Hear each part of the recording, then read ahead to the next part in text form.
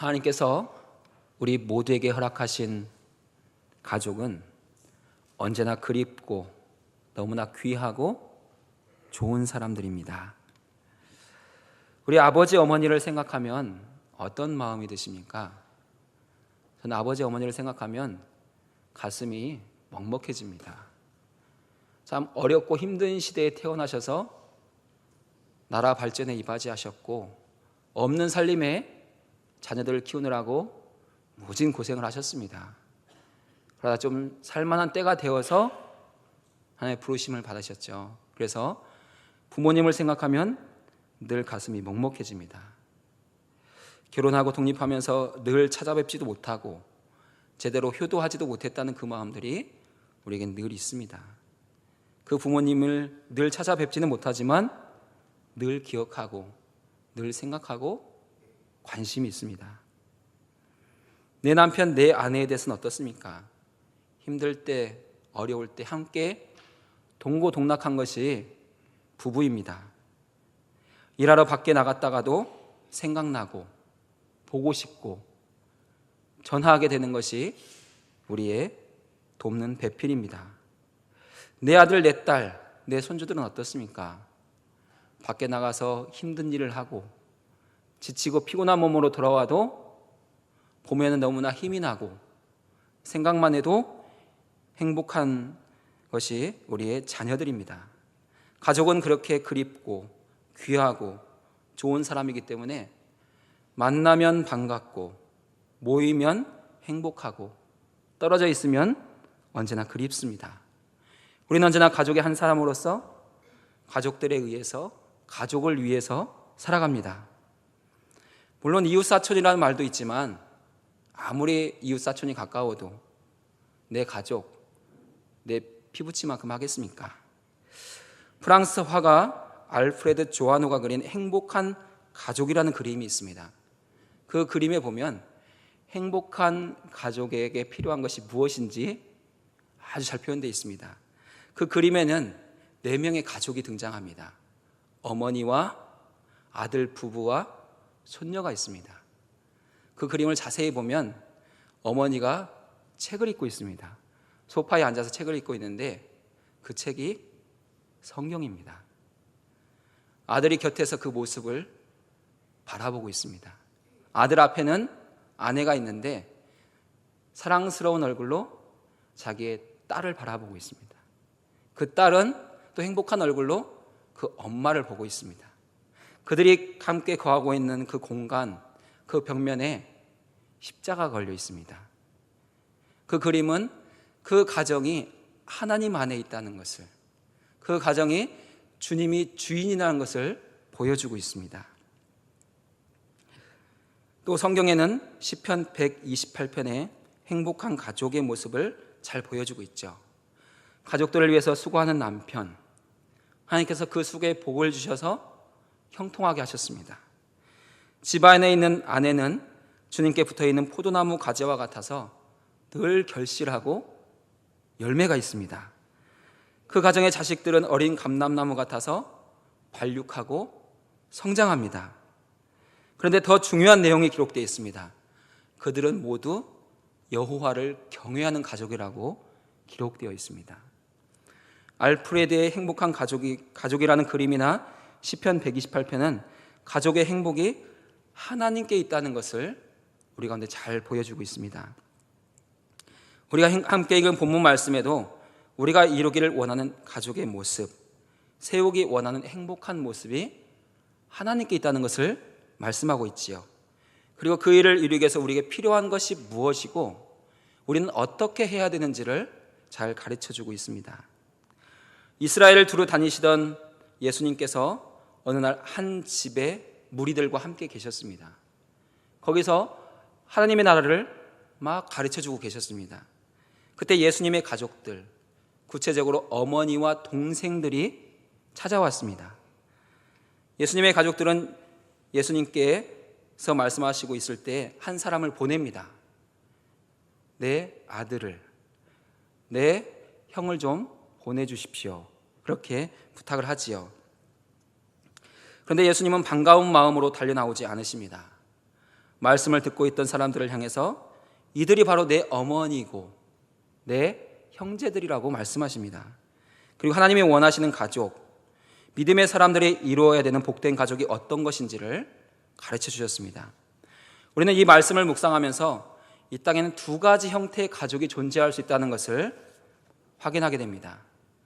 처음에는 서로 차이가 있지만 결국 예수 그리스도 안에서 그 차이는 극복되고 하나님이 원하시는 행복한 가정으로 세워져 갈 수 있다는 것을 우리가 확인하게 되지요. 그럼 본문에 등장하는 두 가지 가족의 모습은 무엇이겠습니까? 본문을 읽으시면서 가족의 모습 두 가지를 혹시 보셨습니까? 하나는 혈연적 관계로 이루어진 가족입니다.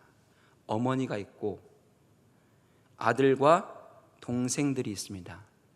또 하나의 가족은 신앙으로 이루어진 가족입니다.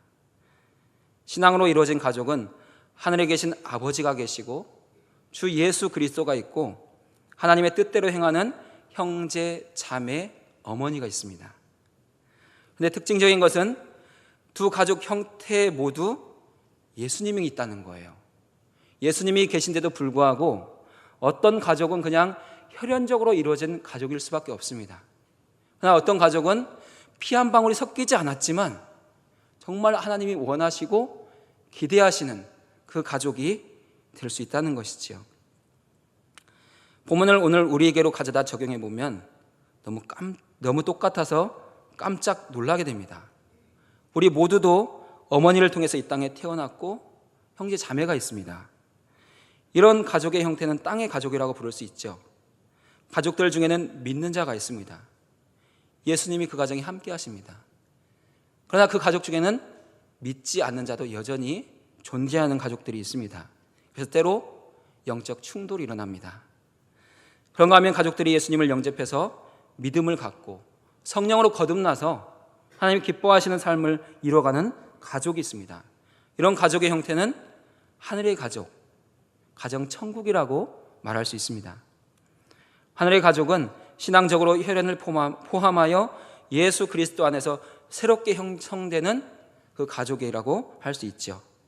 우리의 삶과 깊이 밀접해 있는 두 가족의 형태는 그런데 하늘과 땅만큼이나 큰 질적 차이를 가지고 있습니다. 어떤 차이일까요? 첫 번째 가족의 형태, 혈연적인 가족은, 즉 땅에서 이루어진 가족은 죄악에 노출된 피조물이 갖는 그 한계성, 그것을 그대로 가지고 있습니다. 그러나 두 번째 가족의 형태, 하늘의 가족, 가정천국에는 이 땅에서뿐만 아니라 하느님의 나라에까지 이어지는 완전성을 가지고 있습니다. 그러면 혈연적 가족이 가지는 한계성은 무엇이겠습니까? 오늘 말씀의 세 가지를 가르쳐주고 있습니다. 이 한계는 예수님이 가족으로 있어도 성령으로 변화되지 못한 혈연적 가족에게 나타나는 한계입니다. 예수님은 성령의 감동으로, 성령의 임재하심으로, 성령의 영광으로 탄생한 독생 성자이십니다.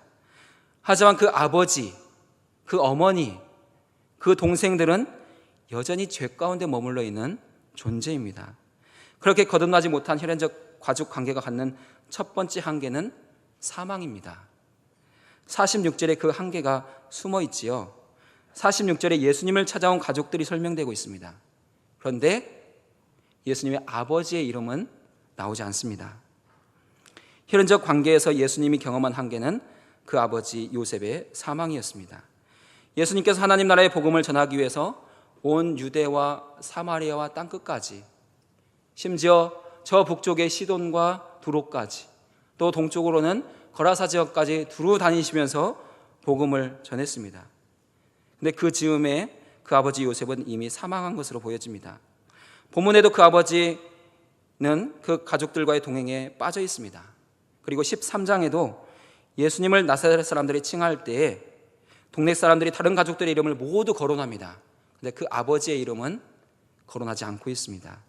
이를 근거로 해서 학자들은 이때 이미 예수님의 아버지 요셉이 사망했다고 이야기하고 있습니다. 그런데 중요한 것은 육신의 죽음이 가져오는 사망이 문제가 아니라 아직까지 그 가족들이 영적으로도 사망의 자리에 있다는 것이죠. 그것이 가장 큰 두려움이고 가장 큰 한계였습니다. 혈연적인 가족이 갖는 두 번째 한계는 방해입니다. 하나님의 일을 방해하고 있는 것이죠. 이 방해는 예수님의 어머니 마리아와 동생들이 찾아온 이유이기도 합니다. 본문과 동일한 내용을 기록하고 있는 마가복음의 내용을 살펴보면 예수님의 어머니 마리아와 그 동생들이 찾아온 것은 문안하기 위해서가 아니었습니다. 마가복음 3장 21절은 이렇게 기록하고 있습니다. 예수님의 친족들이 듣고 그를 붙들러 나오니 이는 그가 미쳤다 함일러라. 당시 바리새인들은 예수님이 귀신 들려서 귀신의 왕을 힘입어서 그런 능력을 행하고 있다. 그러니 저 사람 따라가면 절대 안 된다. 만약 예수를 주로 시인하거나 그를 따라가는 자가 있다면 유대교에서 출교하겠다고 그렇게 경계했고 무섭게 대했습니다. 그 말을 들은 사람들은 예수님의 가족을 찾아가서 말합니다. 당신의 아들이 귀신 들렸습니다. 너의 형이 귀신 들렸다. 빨리 집으로 데려와라. 빨리 데려와서 더 이상 큰일 나지 않도록 해라. 그렇게 걱정하고 염려하고 경계했습니다. 그 소문 이야기를 전해들은 예수님의 어머니와 동생들은 예수님을 찾아왔습니다. 근데 예수님이 말씀을 가르치시고 있는 중이었어요. 그 말씀이 언제 끝날지 모르잖아요. 그래서 사람을 보낸 거예요. 지금 당신의 어머니와 동생들이 와 있으니까 좀 나오라고 하십시오. 그렇게 전가를 넣은 겁니다. 가족들의 방문으로 주님의 사역은 방해를 받았습니다. 오늘 우리 가족들 중에도 믿지 않는 가족들이 있습니다.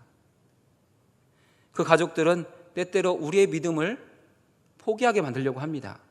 요즘 소식을 들어보니까 교회가 참 좋지 않은 소리를 우리로 듣게 한다. 요즘 목회자들 소식을 들어보니까 더 이상 교회 가지 마라. 그렇게 방해하는 가족들이 분명 우리 중에도 있습니다. 세 번째 혈연적 관계가 갖는 한계는 거절입니다. 근데 그것은 그리스도 안에 거하지 않는 자들에 대한 주님의 거절입니다. 예수님은 가족들이 찾아왔지만 자리를 마련해서 맞아들이거나 혹은 환대하기 위해서 밖으로 나가시지 않았습니다. 오히려 누가 내 어머니고 내 동생들이냐고 물으시면서 혈연적 그 관계의 거절을 선포하셨습니다. 예수님께서 49절에서 말씀하실 때 49절 그 말씀을 하실 때 가족들의 마음이 얼마나 속상했겠습니까? 그런데도 주님은 그들의 마음을 생각하지 않고 하나님의 뜻만을 생각하셨습니다.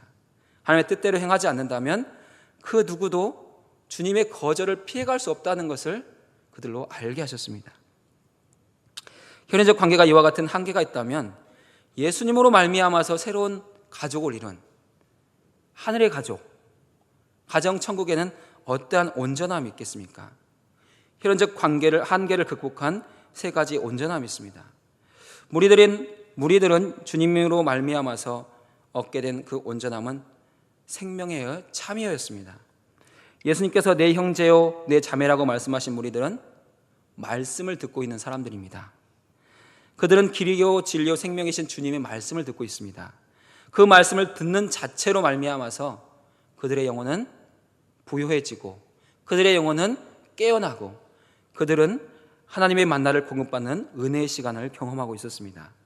그 무리들은 말씀을 들음으로 말미암아 주님이 공급하시는 그 생명의 자리에 거하는 복을 누렸습니다. 그것이 그들의 첫 번째 온전함입니다. 그들이 경험한 두 번째 온전함은 그리스도 안에 거하는 복입니다. 예수님께서 무리에게 말씀하실 때 그들은 집 안에 있었습니다. 그 집이 누구의 집인지 설명하고 있지는 않습니다. 예수님의 어머니와 동생들은 밖에서 기다리는 그 시간, 그 무리들, 그리고 그 제자들은 집 안에 있었습니다. 하나님께서 세우신 그 울타리 안에 거하면서 주님으로부터 말씀을 듣고 있었고 주님의 도우심과 돌보심을 받는 그 은혜를 경험하고 있었습니다.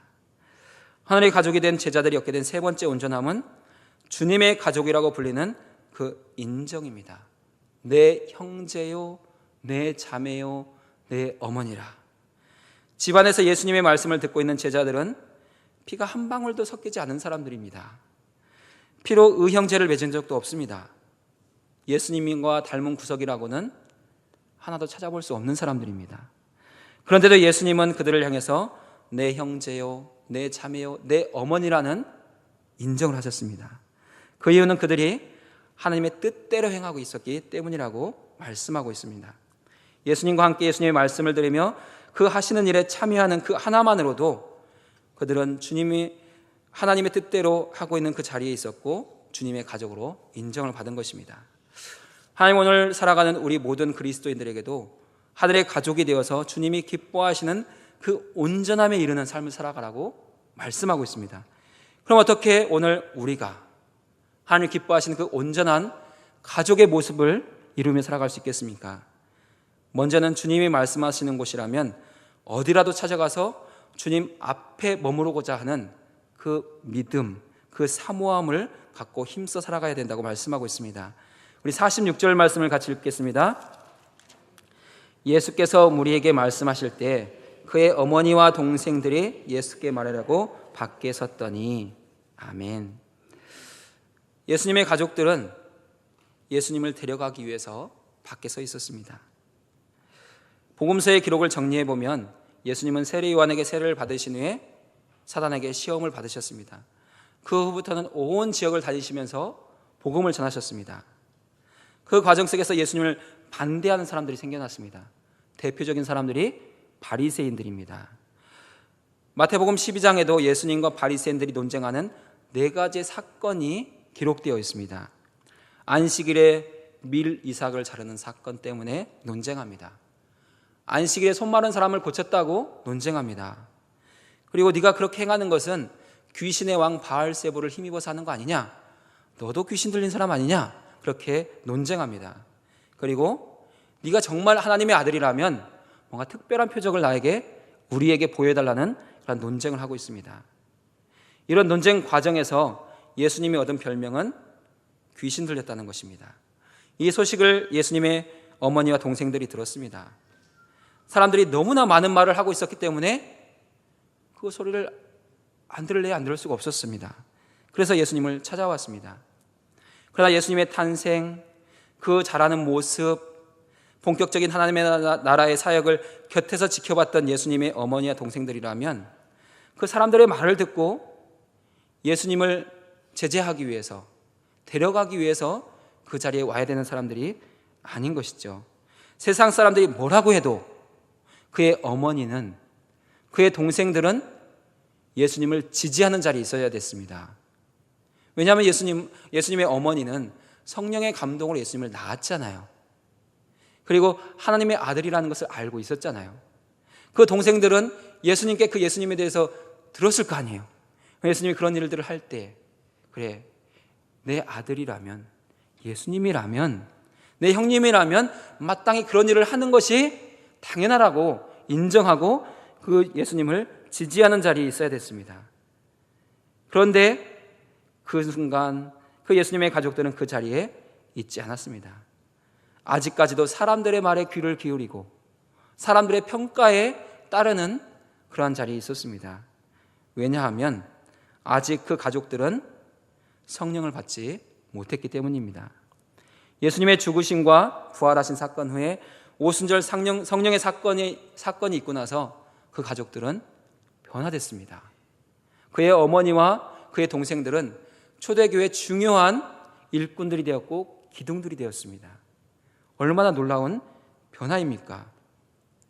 한때는 말씀 밖에 있었고 세상 사람들의 말에 의해서 좌우되는 사람이었지만 이제는 성령을 받고 나서는 오직 하나님의 말씀, 오직 주님의 말씀을 따라서만 행동하는 사람들이 그 어머니와 동생들이 되었습니다.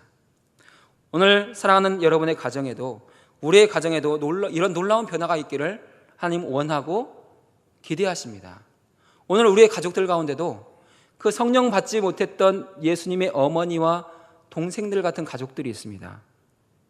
늘 우리가 교회 가는 것, 왜 그렇게 교회를 자주 가냐? 주일만 한 번 가면 됐지? 왜 이렇게 자주 가냐고 말하는 가족들이 있습니다.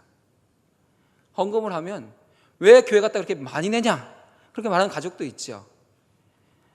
지금은 저희 둘째 배영이 제가 목회자가 된 것을 굉장히 좀 자랑스럽게 생각하시고, 그 어머니가 불교에서 여전히 그쪽에 머물러 있지만 마음이 굉장히 교회 쪽으로 와 있습니다.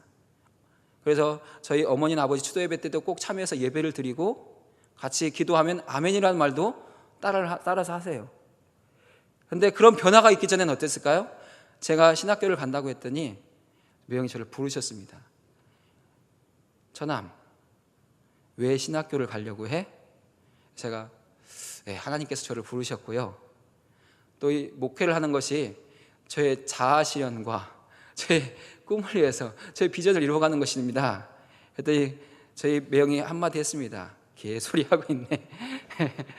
믿지 않는 그분에게는 제가 하나님의 일을 한다는 건 그 일이 저의 비전이고 자아 실현하는 것이 개소리로밖에 들리지 않았던 것이죠. 성령 받지 못한 사람들의 교인에 대한 평가가 그렇다는 것이죠. 이해할 수가 없어요. 왜 저들은 그렇게 사는지 도무지 알려고 하지도 않습니다. 그렇지만 그런 가족들도 우리가 기도하며 주님 앞에 올려드리며 하나님께서 그들을 만나주실 때, 그 영혼을 새롭게 빚어가실 때 놀라운 변화가 있게 된다는 것이죠. 한때는 예수님을 말리려고 했던 가족들이 성령을 받고 나서 교회의 기둥이 됐던 것처럼 우리를 이해하지 못하는 가족들, 교회를 이해하지 못하는 가족들이 주의 은혜로 성령을 받고 나면 그들도 우리보다 더 열심히 나중에 내가 더 앞서는 그런 놀라운 일들을 행하게 된다는 것입니다. 이런 은혜가 우리 모든 성도들의 가정마다 임할 수 있기를 주의 이름으로 축원드립니다. 두 번째로 하나님께서 원하시는 그 온전한 가족을 이루기 위해서는 구원의 울타리 안에 머무는 삶을 살아가라고 말씀하고 있습니다. 47절 말씀 같이 읽어보겠습니다. 한 사람이 예수께 여짜오되 보소서 당신의 어머니와 동생들이 당신께 말하려고 밖에 서 있나이다 하니, 예수님께서 우리에게 말씀하실 때 그 가족들은 밖에 서 있었습니다. 안과 밖에 있다는 것은 엄청난 차이가 있죠. 안에 있으면 보호를 받습니다. 하지만 밖에 있으면 보호가 되지 않습니다. 안에 있으면 주님의 사람이지만 밖에 있으면 주님의 사람이 아닙니다. 물론 잠정적으로는 안에 들어와서 주님의 사람이 될 가능성이 있고 주님은 그 일들을 행하기를 원하시죠. 하지만 주님이 말씀하시던 그곳, 그 시간에 그 자리에 있지 않은 사람들은 주님의 사람이 아니었습니다. 그 시간 집 밖에서 주님이 나오기를 기다리고 있던 어머니와 동생들은 밖에 있어서는 안 되는 사람이었죠. 그럼에도 불구하고 그들은 밖에 있었습니다. 주님의 말씀, 그 가르침에 반대하는 마음을 가지고 있었고 금지시키려는 마음을 가지고 있었습니다. 어떻게 보면 오늘을 살아가는 우리도 너무나 자주 주님이 정해진 울타리 밖에 서 있으면서 주님을 기다리는 경우가 많이 있습니다. 분명히 자신이 서 있는 자리가 주님이 기뻐하시지 않는 자리라는 것을 알면서도, 죄악의 자리에 머물면서도 주님이 자신을 사랑하신다면 그 자리에도 와줄 것이라고 기대하고 기다리는 사람들이 있습니다. 자신을 돕고 구원해 주어야 한다고 억지를 부리는 사람들이 있습니다. 우리는 주님 밖에 서서 세상을 따라가며 주님을 멈추게 하는 자들이 되지 않아야 합니다. 주님과 함께하며 세상을 따르지 않고 주님이 더 말씀하시고 일하실 수 있도록 자신을 내어드리고 주님의 울타리 안으로 들어오는 사람들이 되어야 하는 것이죠. 우리가 그렇게 살아가면 잠잠히 우리를 바라보시며 주님은 바로 네가 내 형제고 내 자매고 내 어머니라고 말씀하시는 그 음성을 듣게 될 것입니다. 그런 복된 은혜가 우리와 함께 하시길 축원합니다. 마지막으로 하늘의 가족의 온전함을 이루려면 하나님의 뜻대로 행하는 자가 되라고 말씀하고 있습니다. 우리 50절 말씀 한 절 더 읽어보겠습니다. 누구든지 하늘에 계신 내 아버지의 뜻대로 하는 자가 내 형제요 자매요 어머니이니라 하시더라. 아멘. 예수님께서 내 형제요 자매라고 말씀하시는 말씀을 듣게 된 제자들은 하나님의 뜻을 행하고 있었습니다. 성경은 하나님의 뜻대로 행하는 삶이 여러 가지라는 것을 가르쳐주고 있습니다. 하지만 상황에 따라 다르지요. 예수님의 가족들이 찾아왔을 때 하나님의 뜻대로 행하는 자들은 주님 앞에서 주님과 함께 거하며 말씀을 듣는 자들이었습니다. 말씀을 듣는 것이 아무것도 아닌 것 같죠. 그러나 아무것도 아닌 것이 아닙니다. 주님이 가장 기뻐하시는 크고 복된 일입니다. 주일 예배 나와서 사랑하는 목사님으로부터 늘 듣는 말씀, 어떤 때는 반복적인 말씀인 것 같기도 하고 늘 듣는 말씀인 것 같기도 하지만 동일한 말씀이 아니에요. 왜냐하면 그 모든 말씀 가운데 성령께서 새롭게 우리 가운데 역사하시기 때문입니다. 그 말씀을 듣는 일은 우리가 할 수 있는 일 중에 가장 크고 복된 일입니다. 그 말씀 듣는 것, 그게 바로 예배이기 때문이죠. 더 소망이 되는 것은 우리 일상의 아주 사소한 일도 주님의 이름으로 행하면 기억해 주시고 복을 주신다는 데 있습니다. 그 사소한 일도 하나님의 뜻이 되고 하나님의 일이 된다는 데 있죠. 마태복음 25장에 보면 주님의 영원한 나라를 상속받도록 허락된 사람들이 예수님께 칭찬을 받고 그들이 어떤 일을 했는지를 말씀해 주는 내용이 있습니다. 그들은 뭔가 특별한 일을 해서 영원한 나라를 상속받은 것이 아닙니다. 그들이 한 일은 굶주린 자들에게 음식을 대접하는 것이었습니다. 목마른 자들에게 물을 주는 것이었습니다. 헐벗은 자들을 입혀주는 것이었습니다. 병든 자들을 돌아보았고 옥에 갇힌 자들을 방문했습니다. 그들은 주님의 이름으로 그 작은 일을 한 거예요. 근데 주님은 그것이 작은 일이라고 말씀하시지 않습니다. 아주 귀하고 복된 일이라고 말씀하십니다. 우리가 말씀을 듣는 것에서부터 기도하며 교회를 섬기는 것들, 또 우리 일상에서 행하는 주님의 이름으로 행하는 모든 일들이 하나님의 뜻대로 행하는 삶이라는 것이죠. 주님은 그 일을 기뻐하시고 기대하고 있습니다. 오늘 우리의 육체적 관계는 우리가 생각하는 것보다 오래가지 않습니다. 육체적 관계는 죽음으로 끝이 나고 없어집니다. 저희 부모님 두 분이 벌써 돌아가셨습니다. 제 누나 중에 한 분이 얼마 전에 암투병하다가 돌아가셨습니다. 그렇게 우리의 육체적 관계는 오래가지 않습니다. 그러나 영적인 관계는 천국까지 이어지고 영원합니다. 예수 그리스도 안에서 하나 된 가족은 이 땅에서 뿐만 아니라 하늘에서도 천국에서도 영원한 가족으로 기억되고 만나게 될 것입니다. 사랑하는 내 가족들이 말씀을 듣고 그 영혼이 회복될 수 있도록 주님이 은혜를 베푸시도록 더욱 기도하십시다. 내 가족들이 너무나 오랫동안 세상 가운데서 방황하며 서 있지 않도록 성령 받기를 기도하십시다. 주님의 성령이 내 가족들에게 임하시면 그들도 천국 백성이 될 것입니다. 하나님이 정하신 때가 되면 집 밖에서 주님의 복음을 방해하는 자들이 아니라 주님의 집 안에서 함께 생명의 말씀을 듣고 영생의 말씀을 나누며 천국 백성이 되는 그 은혜를 우리 가족들이 경험하게 될 것입니다.